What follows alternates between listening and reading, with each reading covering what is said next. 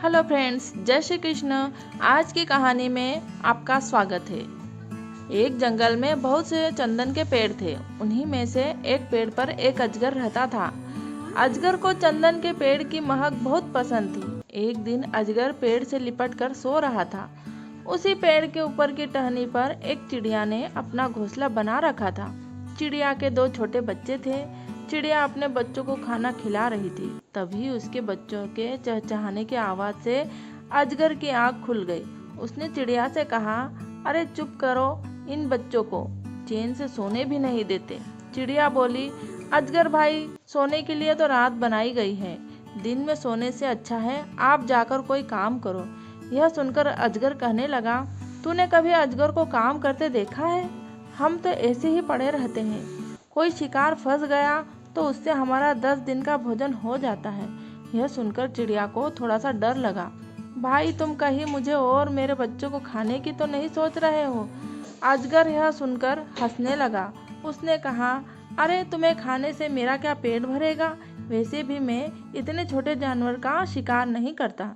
धीरे धीरे समय बीत रहा था। कई दिनों से अजगर को कोई शिकार नहीं मिला। अजगर बहुत भूखा था। इधर चिड़िया हर दिन अपने बच्चों के लिए दाना चुगने जाती और लाकर अपने बच्चों को खिलाती। उसके बच्चे बहुत खुश होते थे। एक दिन जब चिड़िया दाना लेने जा रही थी, तभी अजगर ने सोचा, आज क्यों न इसके दोनों बच्चों को खा जाऊं। इससे एक तो मेरा कुछ पेट भर जाएगा, दूसरे ये दोनों सारा दिन शोर मचाते रहते हैं। मैं उससे भी बच जाऊंगा।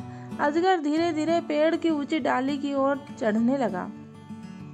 उसे उन बच्चों पर तरस भी आ रहा था, लेकिन उसे भूख भी बहुत तेज लगी रही थी।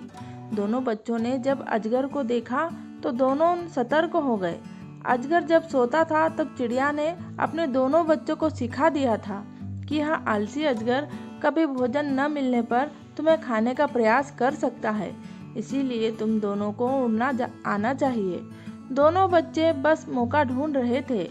अजगर जैसे उनकी ओर लपका, दोनों बच्चे उड़कर दूसरे पेड़ पर बैठ गए। सही पकड़ न होने के कारण अजगर नीचे गिर गया। उसे काफी चोट लगी। वह ढंग से हिल भी नहीं पा रहा था। वही पास ही में चिड़िया का घोंसला गिरकर बिखर गया था। कुछ देर में चिड़िया दाना लेकर आई। उसने घोंसला टूटा हुआ देखा तो वह समझी उसके बच्चों को अजगर खा गया है। घोंसला भी नीचे पड़ा है। अजगर बच्चों को खाकर आराम से सो रहा है। ऐसा सोचकर वह उसके ऊपर जाकर बैठ गई और पीठ में चोंच मारने लगी। अजगर बेहोश पड़ा था। तभी चिड़िया के बच्चों ने अपनी माँ को देखा और वो जोर जोर से चिल्लाने लगे। उन्हें देखकर चिड़िया बहुत खुश हुई। वह उड़कर उस डाल पर बैठ गई, लेकिन अब उनका घोंसला टूट चुका था। तभी अजगर को होश आया और वह अपने किए पर पछताता रहा। अजगर बोला, बहन, मुझे माफ कर दो। मैं कई दिनों से भूखा था। जब भूख बर्दाश्त नहीं हुई तो तुम्हारे बच्चों को खाने का विचार मन में आया। मुझे माफ कर दो।